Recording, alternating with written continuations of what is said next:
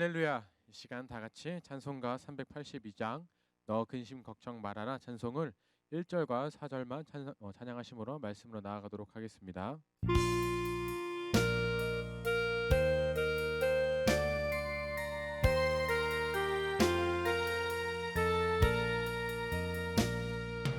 너 근심 걱정 말아라 주 너를 지키리 주 날개 밑에 거하라 주 너를 지키리 주 너를 지키리 아무 때나 어디서나 주 너를 지키리 늘 지켜주시리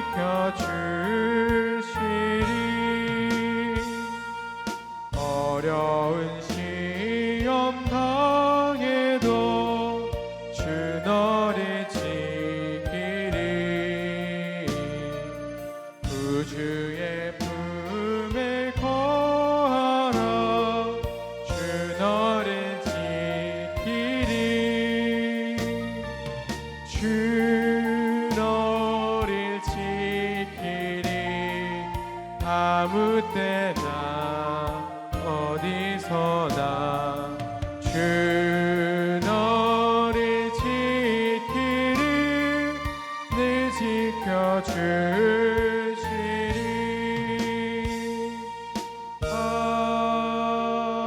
아멘.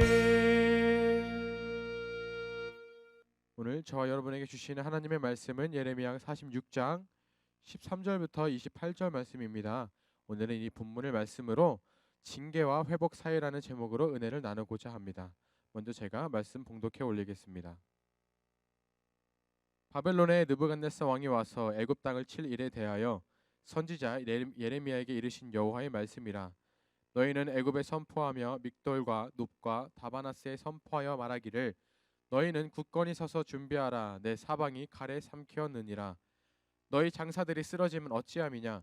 그들이 서지 못함은 여호와께서 그들을 몰아내신 까닭이니라. 그가 많은 사람을 넘어지게 하심에 사람이 사람 위에 엎드러지며 이르시되 일어나라. 우리가 포악한 칼을 피하여 우리 민족에게로 우리 고향으로 돌아가자 하도다. 그들이 그곳에서 부르짖기를 애굽의 바로 왕이 망하였도다. 그가 기회를 놓쳤도다. 만군의 여호와라 일컫는 왕이 이르시되 나의 삶으로 맹세하노니 그가 과연 산들 중에 다볼같이 해변에 갈멜같이 오리라. 애굽에 사는 딸이여 너는 너를 위하여 포로의 짐을 꾸리라. 노비 황무하며 불에 타서 주민이 없을 것임이라. 애굽은 심히 아름다운 암송아지일지라도 북으로부터 쇠파리 떼가 줄곧 오리라. 또 그 중에 고용꾼은 살찐 수송아지 같아서 돌이켜 함께 도망하고 서지 못하였나니 재난의 날이 이르렀고 벌받는 때가 왔음이라. 애굽의 소리가 뱀의 소리 같으리니 이는 그들의 군대가 벌목하는 자 같이 도끼를 가지고 올 것임이라. 여호와의 말씀이니라.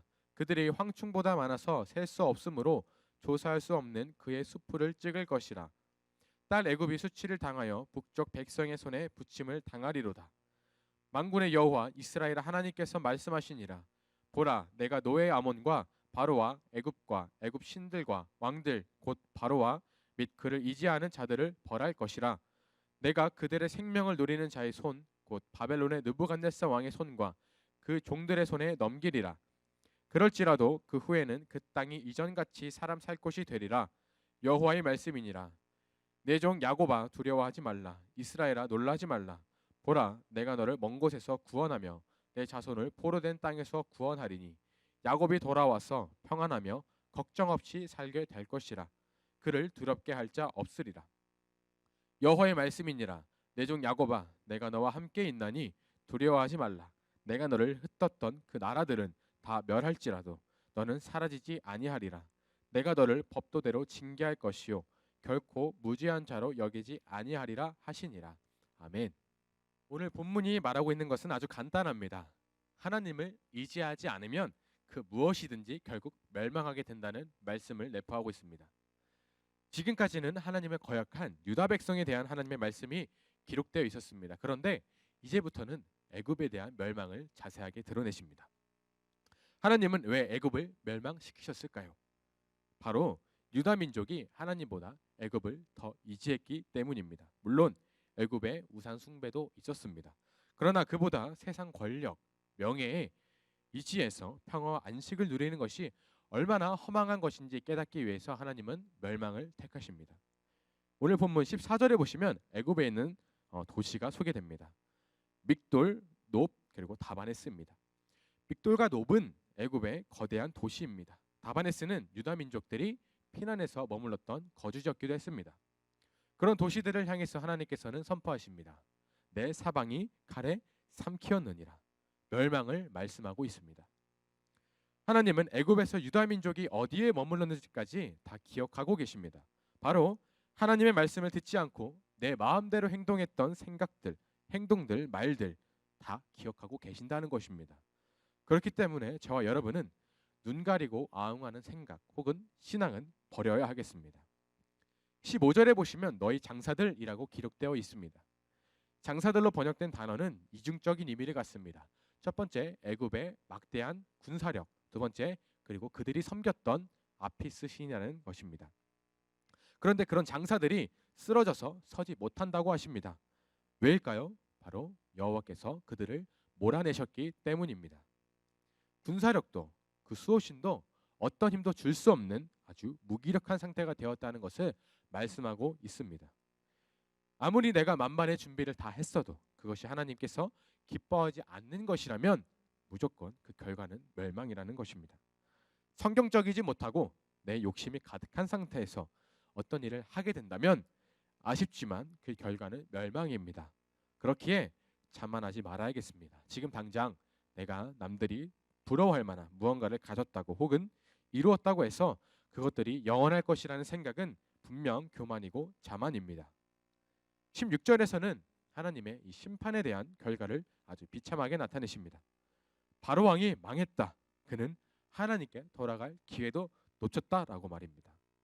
여기서 망하였도다라는 표현의 그 원어는 히브리어로 사온이라는 단어입니다.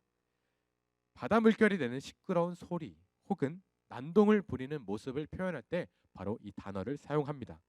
번역본에 따라서는 이 단어를 소음이라고 번역할 정도로 보잘것없는 발악을 의미한다는 것입니다. 우리 안에 내가 있느냐 혹은 하나님이 있느냐는 확연한 차이를 보입니다. 내가 있는 사람들은 나를 보호해야 한다는 그 두려운 마음 때문에 오히려 소리를 지르고 때로는 난동을 부리기도 합니다. 반면 하나님이 있는 사람은 언제나 묵직합니다. 바로 영적인 권세가 있기 때문입니다.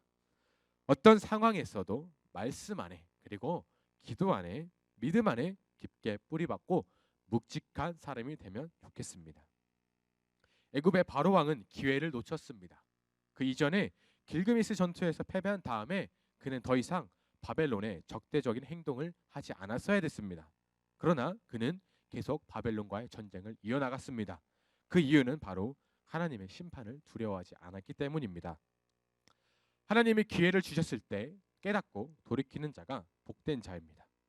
하나님의 인내심을 굳이 테스트하지 마시고 시험하지 마시고 돌이킬 수 있을 때 돌이키는 성숙한 그리스도인이 되어야 하겠습니다. 본문 18절에서는 하나님이 살모를 맹세하실 정도로 아주 강력하게 애굽의 멸망을 예언하셨습니다.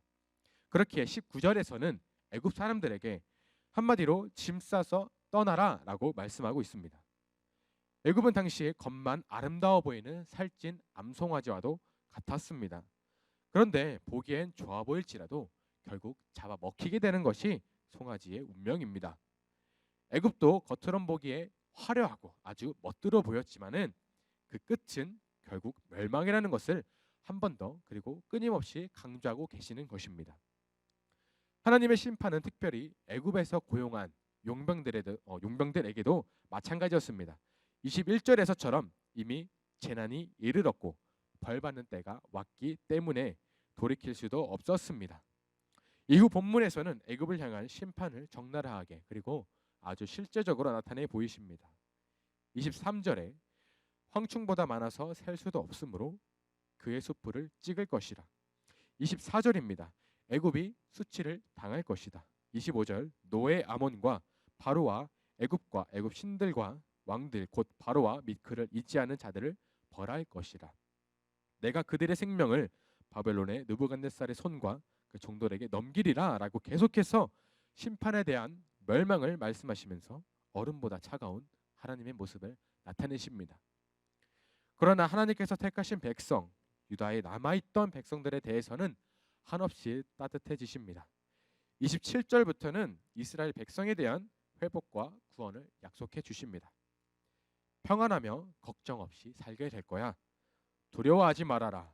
너희를 괴롭혔던 나라들은 다 사라져도 너는 사라지지 않을 거야 라고 말입니다. 저와 여러분을 향한 복은 구체적으로 준비되어 있습니다. 그것을 구체적으로 구하고 하나님 마음에 합당하다면 정말 세심하게 우리 삶 곳곳에 하나님의 은혜 그리고 하나님의 복이 채워질 것입니다. 그런데 한 가지 기억해야 될 것이 있습니다. 바로 저와 여러분을 향한 심판도 구체적으로 준비되어 있다는 것입니다. 저와 여러분이 하나님 말고 다른 것을 끊임없이 의지하고 또 믿는다면, 그것들을 따르고 있다면 애굽이 받은 백성의 그 심판이 임할 것이라는, 나에게도 임할 것이라는 경각심을 가져야 하겠습니다.